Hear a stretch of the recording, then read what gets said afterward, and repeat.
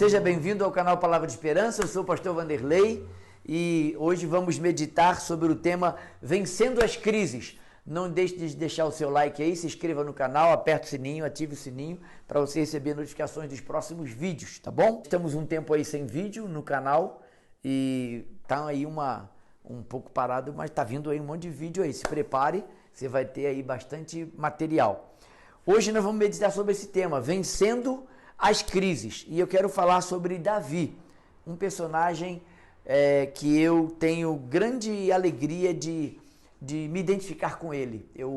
Deus fala muito comigo através do personagem Davi, o rei Davi, e eu quero andar com você em alguns textos quando eu percebo essas características em Davi. Por que Davi venceu as crises? Qual é a postura que Davi tem para vencer as crises? É isso que eu quero compartilhar com você. Então, você sabe que Davi viveu muitas experiências de crise, às vezes perdas. Davi viveu muito altos e baixos na vida. Teve que enfrentar guerra, teve que fugir de algumas situações. Eu enumerei algumas crises que eu percebo na história de Davi e eu penso que alguma dessas crises você vai se identificar com ele. Por exemplo, Davi, ele foi preterido pelo seu pai. Quando Samuel vem à casa de Jessé para escolher o sucessor de Saul, que Deus havia rejeitado, Samuel vem e está procurando alguém parecido com Samuel, com Saul. E aí passam os filhos. Jessé tinha 8 filhos, 7 filhos se apresentam, o primeiro vem Eliabe, bonitão, grandão, parecia até que era esse, Samuel se confunde e Deus diz, não é esse, eu não vejo como vê o homem, eu vejo o coração. Passaram os 7 filhos, nada aconteceu, Deus não falava com Samuel, e aí ele se vira para Jessé e pergunta, tem mais algum filho? Ah, tem um aí que está cuidando das poucas ovelhas, é o ruivozinho Davi. E aí ele falou, não vamos sentar à mesa enquanto o Davi não chegar. E aí Davi entra, e eu gosto de lembrar que Davi chega cheirando a ovelha, né?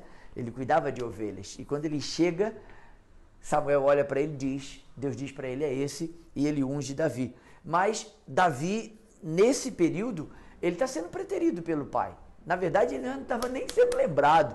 Mas Deus, que vê segundo o coração, entendeu que era ele o homem que deveria suceder Saul.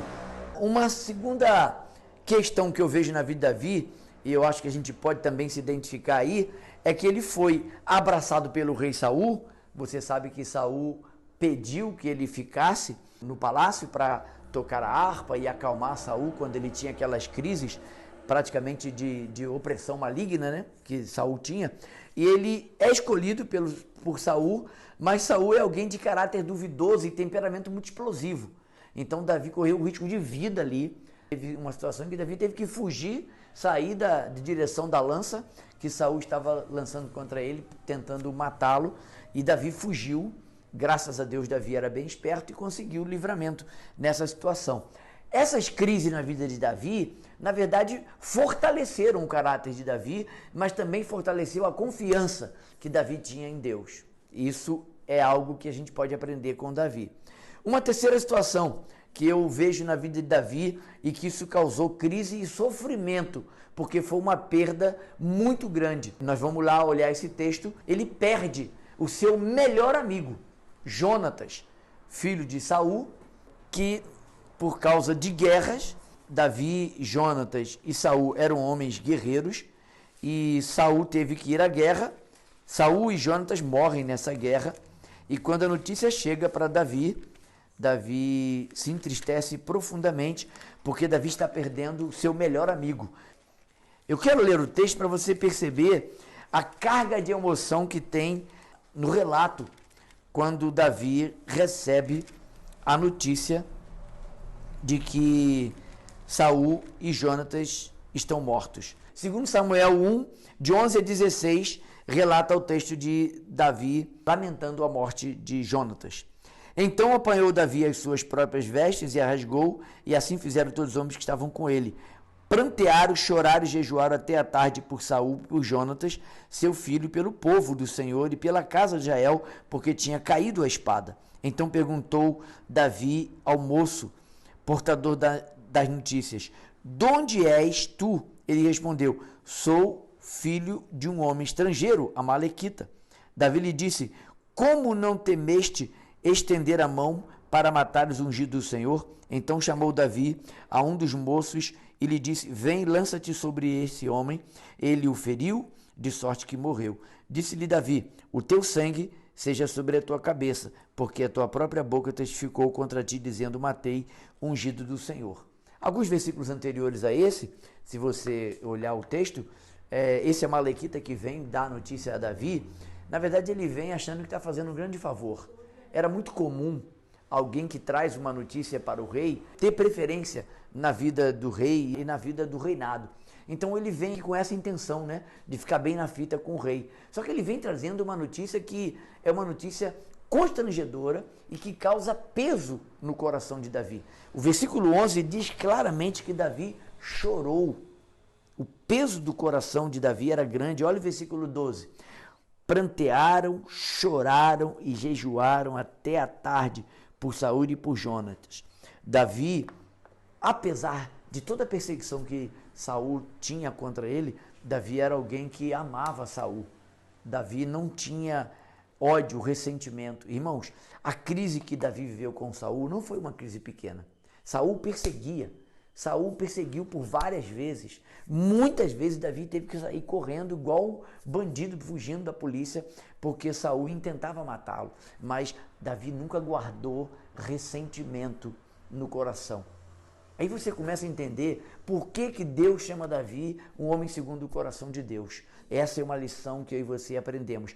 Davi aprendeu a lidar com as crises. Davi venceu bem as crises da vida que chegaram e bateram a porta do coração dele.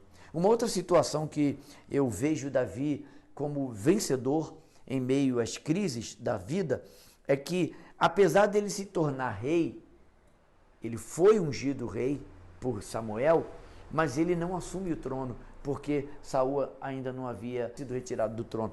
Então você vai perceber que Davi, ele não se infla contra Saul, porque ele entende que Saul era ungido de Deus e ninguém poderia tocar no ungido de Deus. Davi tem espírito de submissão, obediência, e ele espera a hora e a vez dele. Eu não sei que fase da vida você está vivendo, mas aprenda essa lição. Aquilo que Deus tem determinado para a sua vida, os propósitos de Deus para a sua vida vão se cumprir no tempo de Deus. Não é no meu tempo, não é no seu tempo. Muitas das promessas que Deus tem na minha vida, algumas delas demoraram mais de 20 anos para se cumprir. Eu aguardei, simplesmente esperei. Eu tinha convicção delas, eu tinha certeza de que elas iam acontecer, mas não é no meu tempo, não é no seu tempo. Aguarde o tempo de Deus. E Davi conseguiu fazer isso. Foi ungido aos 16, 17 anos, bem novo. Davi foi ungido rei. Ele sabia que o trono de Israel seria para ele governar, para ele reinar, mas ele aguardou o tempo certo. Davi aprendeu a obediência na prática e a submissão também. Davi viveu em cavernas. Nesse período que ele fugia de Saul e dos seus soldados, Davi teve que viver em cavernas escuras e com pessoas de índoles duvidosas também. Você sabe que se juntaram a Davi homens amargurados, homens revoltados, homens que Davi teve que liderar, e esses homens, eles acabaram se tornando os melhores amigos de Davi e os maiores defensores de Davi, a ponto de deles decidirem dar a vida para que Davi fosse poupado nas guerras e por onde ele passou. As crises forjaram o caráter de Davi. As crises na minha vida e na sua vida servem para forjar o nosso caráter. Nada acontece na nossa vida, na minha vida e na sua vida, sem a permissão de Deus. Entenda isso e descanse. A crise, ela não vem para ficar. A crise, as tribulações têm hora para chegar, mas tem hora para ir embora. Fique calmo, a tempestade vai passar.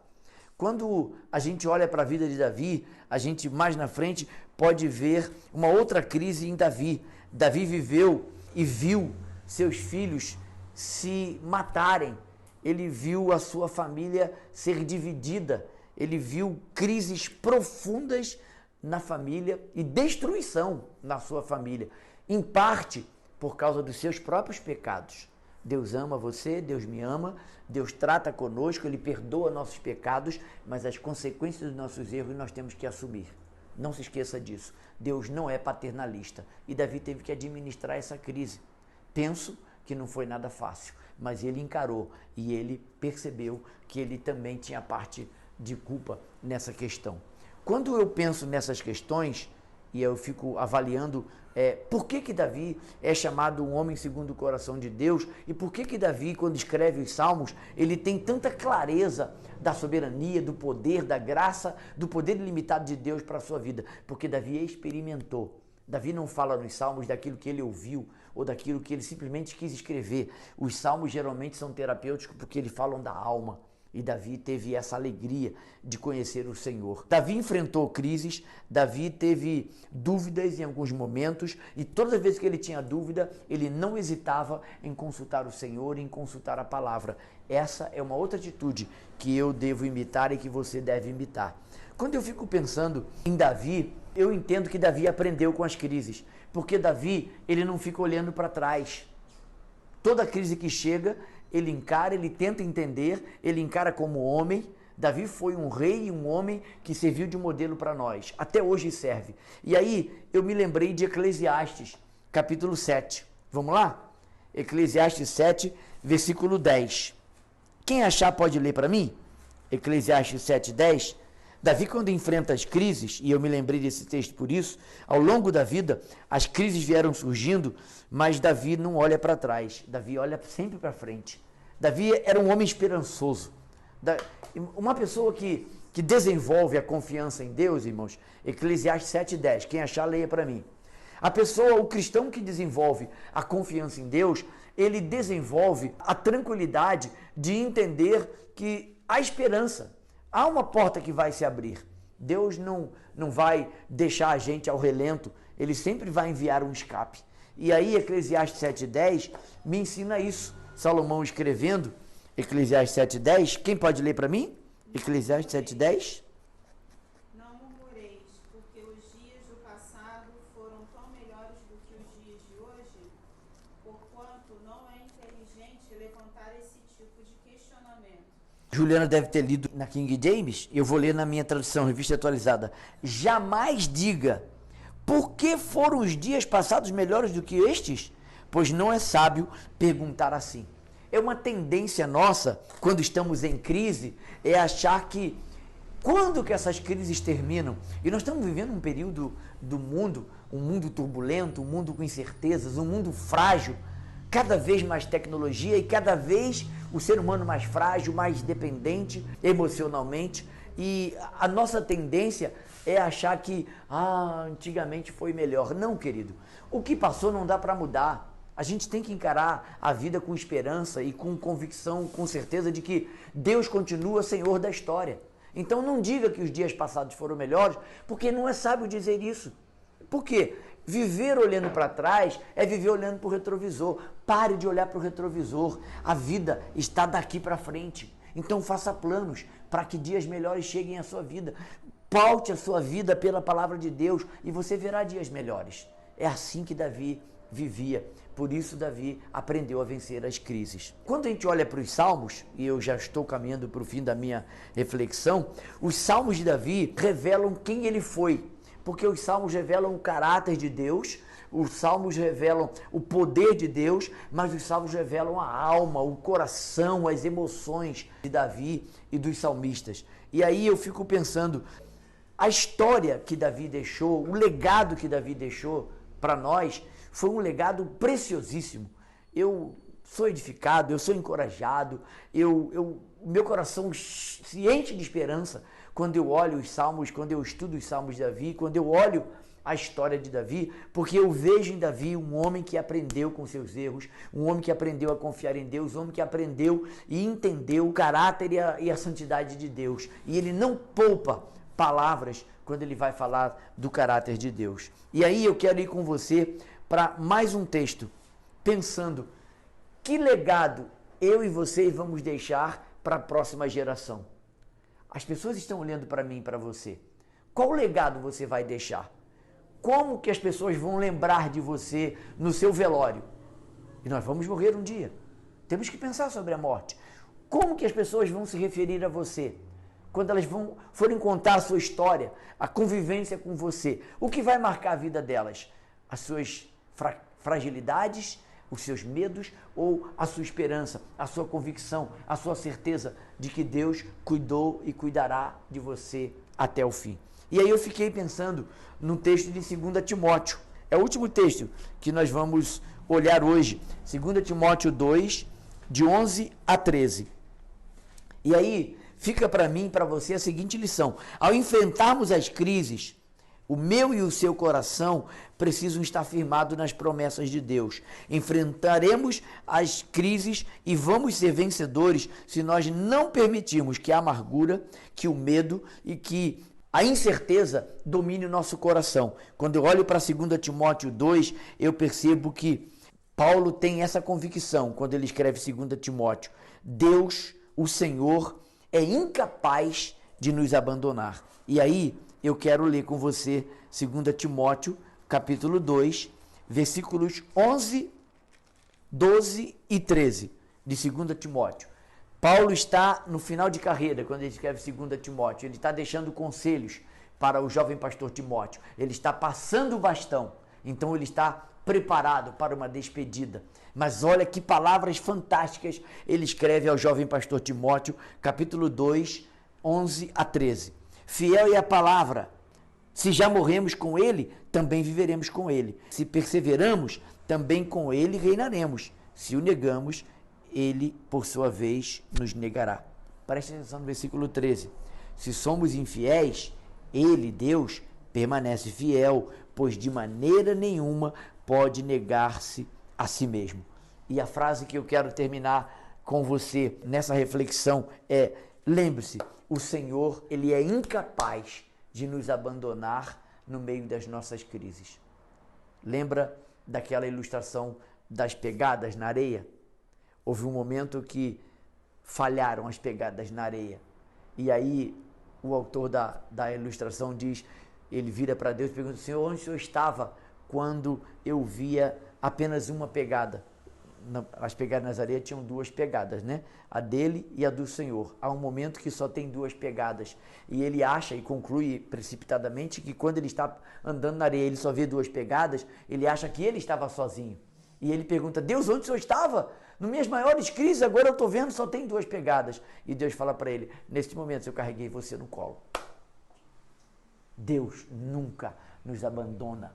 Creia nisso. Deus é fiel e a fidelidade dele é imutável, porque fidelidade é caráter de Deus. Deus é fiel em todo o tempo, apesar da minha incredulidade, apesar das minhas dúvidas, apesar da minha infidelidade. Se eu for infiel, todavia ele permanece fiel, porque ele não pode negar-se a si mesmo. E a minha última frase para você, que eu quero ler para você é: Davi confiava e descansava na fidelidade de Deus. Sabe por quê? Porque Davi conheceu, experimentou, vivenciou a fidelidade de Deus, o caráter de Deus na vida de Davi foi algo patente, algo nítido, claro e evidente. E se eu e você seguirmos essas pisadas, venceremos as crises também. Deus abençoe você, fique firme, não desanime, não olhe para trás, caminhe e quando não tiver forças, lembre-se, Deus vai carregar você, porque Ele prometeu que estaria comigo e com você todos os dias até a consumação dos séculos. Deus abençoe você, forte abraço, até o próximo vídeo. Não esqueça de se inscrever no canal e deixar o seu like. E compartilhe esse vídeo se ele abençoou você. Forte abraço.